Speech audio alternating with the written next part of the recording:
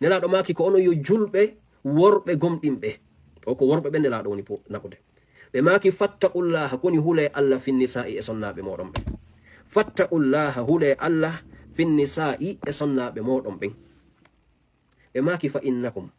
onon ɓeɗo worɓe akhastumuhunna on jombiriɓe bi amanillahi sabu holare nde Allah subhanahu wa ta'ala fawi e moɗon onon worɓe ɓen sabu holare nde Allah fawi e moɗon ɓe maki wastahlaltum furujahunna bi kalimatillah farjuji maɓɓe ɗin daganike on sabu konngol Allah subhanahu wa ta'ala ko o daginani on e maɓɓe kon hakke en firawna hadis no ardino ko fi on wasimini laɓɓin ɗum ɗo seeɗa ko par ce que ɗe yiwde hande bayanaji woɓɓe no yaltinana en gande inna en gorko e debbo no fota no dagi kaga sonnajo yaha golla haysi modi makko permatamo no wawi wadde ɗum e ɗum naata e bonnugol piiji ɗin ɗe yiwde hande ɗin haalaji no waɗe mes no dagi goɗɗo no wawi yawgol moro mes non mes dagaki jama on hande piyodiri surtout oɗo point ɓay ko fewdiɗo o lerɗo ko ma laɓɓinen mo beru enen kun famuɗen kun si feƴƴen fiyo worɓe ɓen faamu probléme ji ko ɓe jogui kon hakkude maɓɓe ɓe ngoli maɓɓe ɗin sonnaɓen kañum kadi fama kon to ɓe duwa wonde hakkude maɓɓe modiɓe maɓɓe ɓen naam nelaɗo maki hule Allah e ɓeɗo sonnaɓe kun woni hulgol Allah e ɓeɗo sonnaɓe an oɗo gorko ko ya wakkilo hara a toñali oɗo ko ya wakkilo hara oɗo sonnajo wullali e jungo ma sabu toñe ko wonɗa e wadde sabu jaggu ko wonɗa mo e wadde fattaqullaha fin nisa hule Allah e ɓeɗo sonnaɓe moɗon si Allah daaluno ko enen worɓe ɓen duwa ɗoftade rewɓe ɓen ko ɗum kadi marsayno kono Allah daali yen hulu Allah dey enen worɓe ɓen sabu konngol makko kanko Allah woni si jombuɗon ɓen sa yehi jombugol ko ɓenta men okkima Allah no wano ende koɓe luɓe Allah no wano daalude ɗon fota o daali no wodani on onon worɓe ɓen nde commandoto ɗon sonnaɓe ɓen no wodani on right ɗon mari droit e hoore maɓɓe wi'ugolɓe tag naatuka galle moɗon mo on yiɗa mo on falaka si modi ma innima mi falaka yiwde o debbo ɗo ka galle mi falaka yiwde ɓe o gorko ɗo ka suudu an ɗo an gorɓe an sonnajo no harmama automatiquement addugol mo nder ton no harmama addugol mo nder ton fiw sa addi mo nder ton a yeddi ko nelaɗo sallallahu alaihi wasallam maki kon a yeddi hutuba nelaɗon an gorko on nelaɗo sallallahu alaihi wasallam e maki fi kala hande ɗum wowlatake ɗum alaka gollitirede e maki wala hunna aleykum no wodani ɓe kamɓe sonnaɓen e hoore moɗon onon worɓe ɓen hiɓe mari right e hoore moɗon hiɗon joganiɓe haqqi e honɗum holtingolɓe e ñammingolɓe e honnugolɓe ɗum ko farilla ma e hoore ma an gorko on idan a wawata joɗagol yennitira ɓengu ma sabu dépense ko wonɗamo dépense de a wawatamo yennitirde sabu suudu ka hoɗinɗamo a wawatamo yennitirde sabu conci ko sodanɗamo ko Allah atima farlude ɗum nelaɗo maki ɗum no fawima an gorko on ko ya waɗanmo ɗum ɗo Allah tefa Allah wattal ɗon ma nelaɗo wattal ɗon illa si wona o marɗo jawdi ɓengu ma no mari o mara ko golle ma andu waɗa lutti si o muññanike ma a waɗani on fami an sonnajo on ko ya ɗoftomo jonnon aren ka laɓɓingol ɓeru ko jama o woni yewtugol ɗo kon hande par ce que en nani woɓɓe no innude en worɓe ɓen e rewɓe ɓen fof no fota ma ɗum rewɓe ɓen no wawi yawgol moro mes ko ma laɓɓinen ɗum ceerno fu onoɗen ka mes min mi ala jabagol ɗo ma ɗum artoygol ɗo min na jabodirgol e yimɓe mi woni ɗo mi laɓɓenana woni honɓe ulul albab jomiraɓe haqqille ɓe mi woni piyande misal mo kala moɗo yaha miijitano hoore mum mi famina en tun noon Allah subhanahu wa ta'ala o rewirtake beleɗe wona ya ndaru ko walani ma kon ƴetta ɗum ɗo rewira noon Allah ko walanaki ma kon hayka wona noon Allah rewirte on faala yo maximum de femme yoɓe nanu koko moni haalugol ɗo kamɓe andi siɓe gollitiray e siɓe gollitirta siɓe yiyay ko gonga ma siɓe yiyay ko fenade kono yon ɓe nanu tun hewta ka noppi maɓɓe ɗo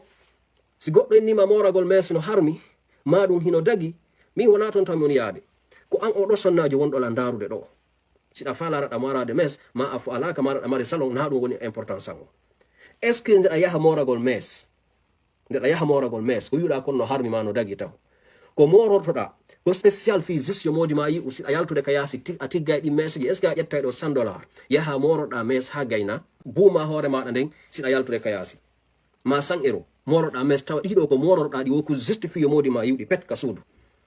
a falaka yo gorko hay goto yiwɗi tuma kala yaltata ka yaasi ko ya tiggo hoore maɗa nden est ce que aɗa wadde ɗum wallahi la wona no woniri Allah noon dalani on nelaɗo sallah sallam ya ayuha nabiyu qul li azwajika wa banatika wa nisa'il mu'minin honno yudnina alayhinna min jalabibihin ko Allah innuno ko yon tiggu ko e mon den ka ko honno goddo arita do innama aya yaw moroɗa mes hay yaltingo sukunu ma taw naturel nun ka yasino harmamma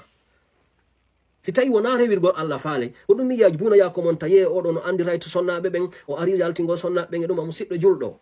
onon ɓeɗo sonnaɓe ko beleɗe wonɗon e wadde wallahi sina ɗum taw probléme o wona fi moragol mes no dagi ma no harmi ko Allah innuma ya tiggo hoore ma ne ko moroto ɗo mes ko convaincugol worɓe ɓen ko ɓuri hewde kon kadi ko worɓe yaasiɓɓen no fanɗi sonnajo motoɗo ɗo yaha moro mes inna komi morori ɗiɗo ko fi juste fi modi en convaincre that's it lanni gorko kala arɗo mi sudda mesji ɗin ɗum ala nani kadi e nder haalaji ɗin woɓɓe no inna wondema que kala innuɗo sonnajo gollata haray himo haray o yeddi Allah jama on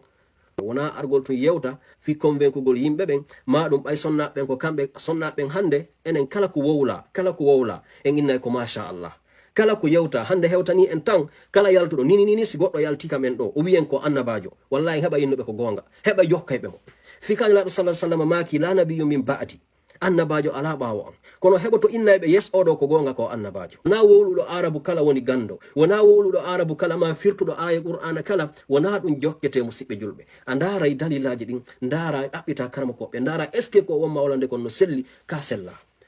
wona de argol tun inna awa joni enen en jangi wona ɗum de ma ɗum karijo no wawi wowlude machallah ko ɗo woni kon haalude joni ka affaire golle ɗo fi ko nelaɗo yewti kon ɗo fi sonnaɓen ko ɗum mi fala e laɓɓin fi yen ittu jamma on e jiɗi ɗiɗi par ce que mi heeɓi sonnaɓe bus wonɓe noddugol lan inna yomi wowlu fi kaɗo haala yomi okkito par ce que jamma on no confisade est ce que e moragol meson no dagui est ce que gollugol ngol ko honno woniri Allah subhanahu wa taala kon ɗum o daali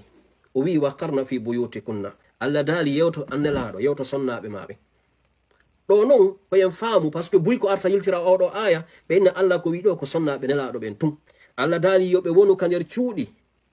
wota ɓe yaltu wala tabarrajna tabarrujal jahiliyatil ula wota ɓe yaltirno sonnaɓe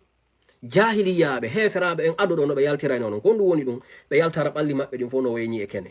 joni ɓeɗo yimɓe ɓe garayno no ɗum ɗo ko ayeje ko sappi ko sonnaɓe nelaɗo ɓen tun gasi jokken aya on daren ko ɗum Allah daali waqimna salat joni ɓay Allah jokkitiɗon aya on waqimna salat sa wi an ko wi'a ɗum ɗo ko sonnaɓe nelaɗo ɓen tun est ce que haray wona ɓen tun kadi yamirawo ñinno julde haray ɓeya sonnaɓe tawaka ton par ce que Allah daali koye aya goto onni waqarna fi buyutikunna ko ɓen kadi o wi waqimna salat ñinne julde nden on ɗum watina zakat itton zakka siɗon mari jawle idan a wata wide oɗo aya ko sonnaɓe nelaɗo ɓen tun sa wi ɗum haray a wi'i hon ɗum a wi'i ko Allah wi ɗo ñinno julde nden ko sonnaɓe nelaɗo ɓen tun ko Allah yamiri weytu zakka on ko sonnaɓe nelaɗo ɓen tun wa atina allaha wa rasulahu ɗoftoɗon Allah e nelaɗo on est ce que ko sonnaɓe nelaɗo ɓen tun yewta ɗo musidɓe julɓe la hiɓe tawa noon ko kamɓe haala kan tugga e muɗum kono ɗum ɗon no généralisa e yimɓe ɓen fop e sonnaɓe ɓen fop